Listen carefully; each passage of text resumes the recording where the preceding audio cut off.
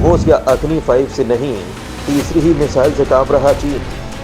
पाताल लोक से फायर जो चीन का एक ही झटके में कर सकती है सफाया।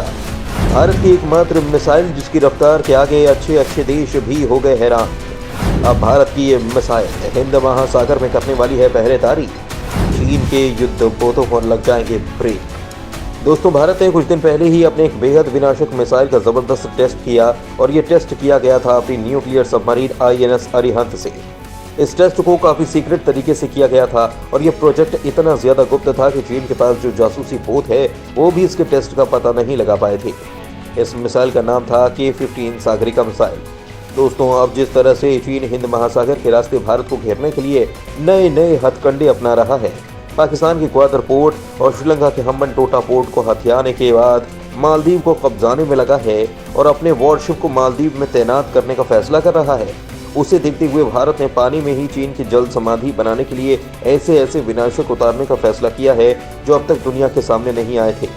उदाहरण के लिए भारत फ्रांस से 26 राफेल मरीन ले रहा है जो जल्द ही INS विक्रांत पर सवार होकर दुश्मनों की तरफ मिसाइल लॉक करके नजर आएंगे। वहीं भारत की गुप्त मिसाइलें भी चीन के खिलाफ उतार दी गई हैं।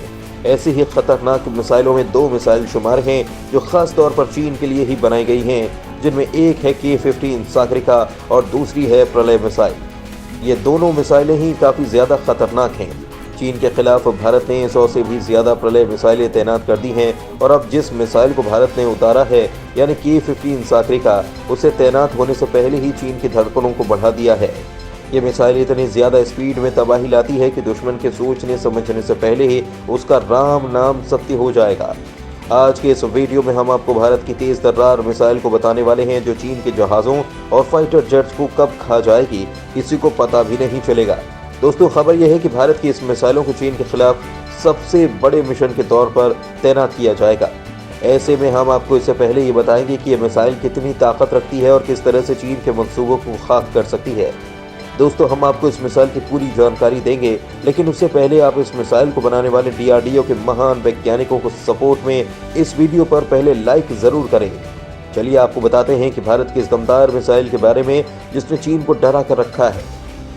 दोस्तों, K-15 मिसाइल को जानने से पहले हम आपको भारत के पावरफुल न्यूक्लियर ट्रायड के बारे में बताते हैं जिसकी चर्चाएं इस वक्त दुनिया में हो रही हैं। दरअसल दोस्तों, हम अक्सर परमाणु बम के बारे में पढ़ते या सुनते रहते हैं। दुनिया में इस समय 7 देशों के पास घोषित रूप से परमाणु हथियार हैं और ऐसे में अगर 2 परमाणु संपन्न देशों के बीच जंग छिड़ती है तो इस बात की आशंका रहती है कि कोई देश जंग के मैदान में कमजोर अगर पड़ा तो परमाणु हमला कर सकता है। भारत और पाकिस्तान का उदाहरण ही ले लिया जाए तो भारत की नीति साफ है कि वो किसी भी देश पर पहले परमाणु हमला नहीं करेगा, लेकिन अगर दुश्मन ने किया तो फिर दुनिया के नक्शे से उस मुल्क का नामो निशान मिटाकर ही दम लेगा। पाकिस्तान का कोई भरोसा नहीं, इसलिए भारत ने न्यूक्लियर ट्रायड तैयार किया है। अगर पड़ोसी मुल्क परमाणु हमला करता है तो उसे पता है कि भारत भी जवाब में परमाणु हथियार दागेगा, यानी कि उसकी तबाही निश्चित है।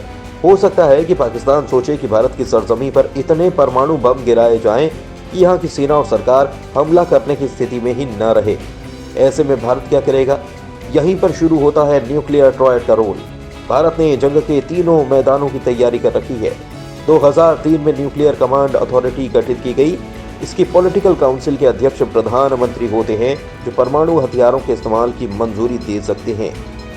इसी साल परमाणु शस्त्रागार को संभालने के लिए स्ट्रेटेजिक फोर्स कमांड यानी कि SFC की स्थापना भी की गई। अब समझिए कि अगर पाकिस्तान ने भारत की सरजमी को टारगेट किया तो देश की परमाणु बम से लैस मिसाइलें और फाइटर जेट उसके मंसूबों पर पानी फेर देंगे। जमीन के अलावा भारत के पास समंदर और आसमान से परमाणु हमला करने की भी ताकत है। यहाँ पर तीनों सेनाओं की जरूरत समझी जा सकती है। जमीन के अलावा पनडुब्बियों और प्लेन से परमाणु हथियार दागे जा सकते हैं।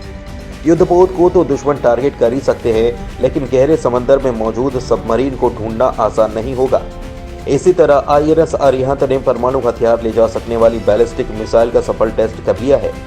दरअसल थल जल आकाश तीनों जगहों से परमाणु हमले की ताकत जुटाना ही वही सामर्थ्य है जिसके कारण परमाणु हथियार का इस्तेमाल करने की नौबत नहीं आती है।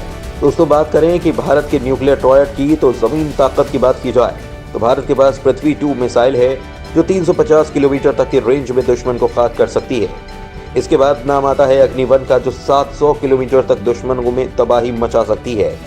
इसके बाद अग्नि 2 का नाम आता है जो 2000 किलोमीटर तक के एरिया में दुश्मन का सफाया कर सकती है। इसके बाद अग्नि 3 है जो 3000 किलोमीटर तक दुश्मन को तबाह करने की ताकत रखती है।